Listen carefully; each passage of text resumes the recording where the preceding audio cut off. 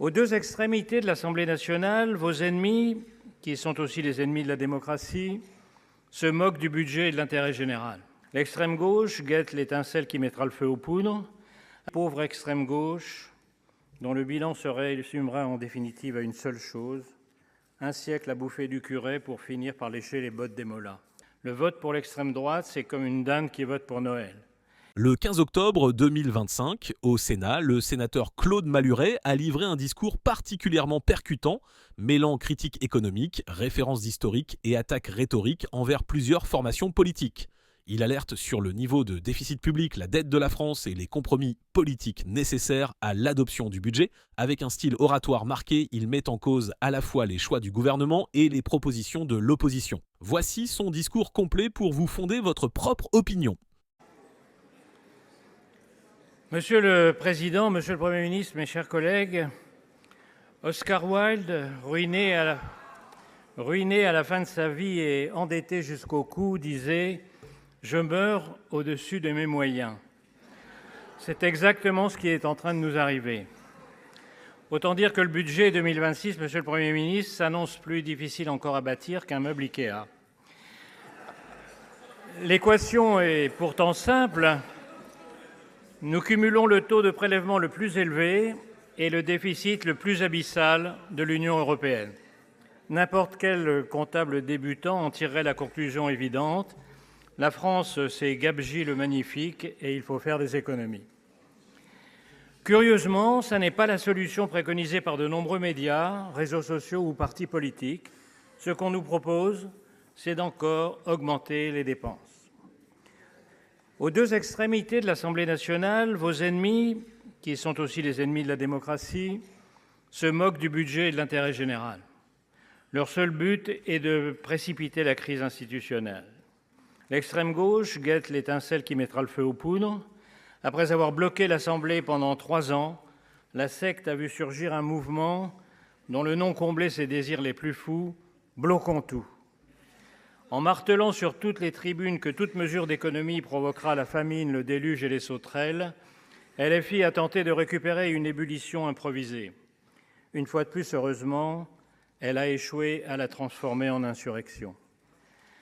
En définitive, pauvre extrême gauche, dont le bilan se résumera en définitive à une seule chose: un siècle à bouffer du curé pour finir par lécher les bottes des mollahs.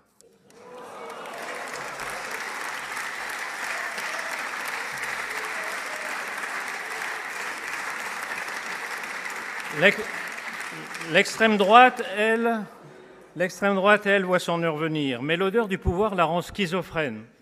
Marine Le Pen explique désormais qu'elle n'est ni de droite ni de gauche. Elle est devenue très en même temps. Mais au même moment, Ciotti court les plateaux pour appeler à l'union des droites et Bardella fait la danse des 7 voiles aux journées du MEDEF. De deux choses l'une, soit les leaders du RN ont une stratégie opposée, attention au grand écart, soit ils jouent au good cop, bad cop pour gagner sur tous les tableaux. Ça va finir par se voir.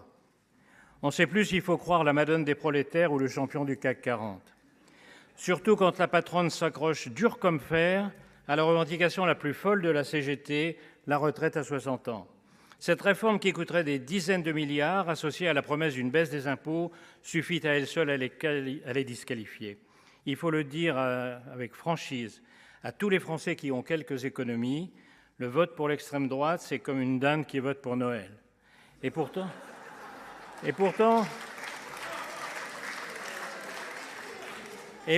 le vote RN continue de monter. Peut-être ceux qui l'envisagent se disent-ils qu'après tout, les oies ont bien sauvé le Capitole. Vous n'avez donc pas grand monde avec qui discuter, Monsieur le Premier ministre. Il restait le PS. Olivier Faure se tortillait depuis des mois comme un lombric entre son tango avec LFI pour les élections et le refus par la moitié de ses troupes de baiser les babouches de Mélenchon. Vous l'avez tiré d'affaire en acceptant de laisser monter les enchères jusqu'où il le souhaitait. Oublier les 2 jours fériés travaillés, abandonner l'objectif de 40 milliards d'économies, suspension de la réforme des retraites, reconduction de la contribution exceptionnelle sur les grandes entreprises, ce qui prouve une fois de plus qu'en France, les impôts temporaires sont ce qui se rapproche le plus de la vie éternelle. fiscalisation des actifs des holdings, taxation des hauts patrimoines. Votre problème n'était pas d'acheter les socialistes, il était de ne pas les payer au prix qu'ils s'estiment. Et malheureusement, permettez-moi de vous le dire, vous avez payé très cher. Permettez-moi aussi de vous dire que les hausses d'impôts ne comblent jamais le déficit, elles permettent seulement à l'État de dépenser encore plus.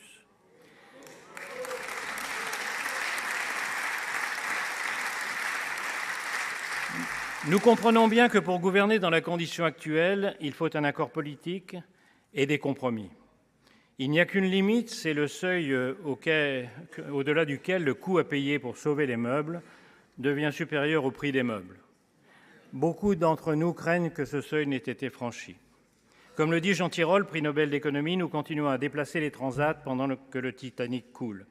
Comme si l'économie se résumait au partage d'un gâteau à taille fixe, le débat budgétaire que cherche à vous imposer le PS se résume à opposer les actifs aux chômeurs, les jeunes aux vieux, les riches aux pauvres, les entreprises aux ménages, les PME aux multinationales, les actionnaires aux autres agents économiques, le capital au travail et même les salariés aux robots.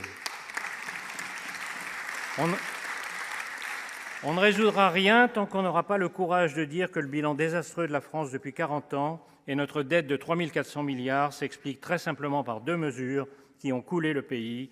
D'abord, la retraite à 60 ans sous Mitterrand, au moment où la démographie commandait d'en relever l'âge, comme dans tous les autres pays. Ce n'est pas moi qui le dis, c'est Michel Rocard en 1990.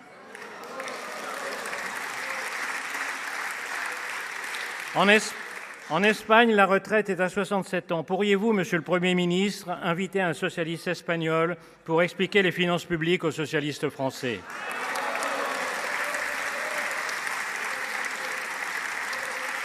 L'autre mesure, ce sont les 35 heures sous Jospin qui ont tué notre compétitivité et, entre autres, ravagé l'hôpital public. Il ne manque plus qu'une troisième mesure pour nous achever, la taxe Zuckman, qui fera s'enfuir toutes les start-up de la tech et de l'innovation, le carburant de l'économie des prochaines décennies, où le retard de la France et de l'Europe est déjà catastrophique. La taxe Zuckman est à la croissance. La taxe Zuckman est à la croissance ce que l'hydroxychloroquine était au Covid. Elle n'est pas dans vos propositions, mais vous savez bien qu'en l'absence de 49.3, elle risque d'être dans le texte final. Boris Vallaud l'a annoncé hier à l'Assemblée et Patrick Kanner vient de nous le dire. Alors qu'une somme de menaces est en train de s'abattre sur le monde de la part de tous ceux qui veulent notre vassalisation, alors que l'Europe décroche et la France plus encore, la gauche française nous propose, comme si le pays était seul au monde, de moins travailler, d'abaisser l'âge de la retraite, d'augmenter les impôts et d'aggraver la dette. La France a besoin de l'exact contraire, des mesures qui engagent des économies urgentes et permettent davantage d'activité, de croissance et d'emploi. Parce que la réalité est simple, la meilleure de toutes les mesures sociales, c'est un travail. Le budget que vous proposez, après que les socialistes vous aient tordu le bras et surtout après qu'il aura été aggravé par l'alliance de tous les démagogues à l'Assemblée nationale, ne le permettra pas. Comme tous les budgets de survie depuis la dissolution, il n'est pas destiné à construire l'avenir, mais à donner au gouvernement une chance d'éviter la censure. Mais si nous vous en voulons un peu, Édouard Philippe, c'est les 3 années où le déficit a été inférieur à 3%, je vous le rappelle. Mais si nous vous en voulons un peu, nous comprenons vos difficultés. C'est pourquoi le Sénat va vous aider. Pas à faire plaisir aux socialistes, mais à leur résister. Certes, nous n'avons pas le dernier mot, mais nous pouvons faire beaucoup comme nous l'avons fait pour le budget 2025. Nous allons d'abord purger le PLF et le PLFSS de tout ce qui va dans le mauvais sens. Nous allons leur ajouter tout ce qui va dans le bon sens. Puis nous continuerons le travail en commission mixte paritaire, où, comme l'an dernier, les parlementaires raisonnables sont plus nombreux que ceux qui sont toujours prêts, même lorsqu'ils sont à jeun, à dépenser plus que des marins ivres. Puis nous recommencerons en deuxième lecture et nous serons alors en fin d'année. Et parmi tous les scénarios possibles que vous connaissez, celui où, à la fin des fins, la raison l'emporterait n'est pas du tout le moins probable. Voilà notre feuille de route des prochains mois. Comme vous le dites, le gouvernement proposera, nous débattrons, nous voterons. Nous vous donnons rendez-vous, Monsieur le Premier ministre. Merci, Monsieur le Président. Merci pour votre attention.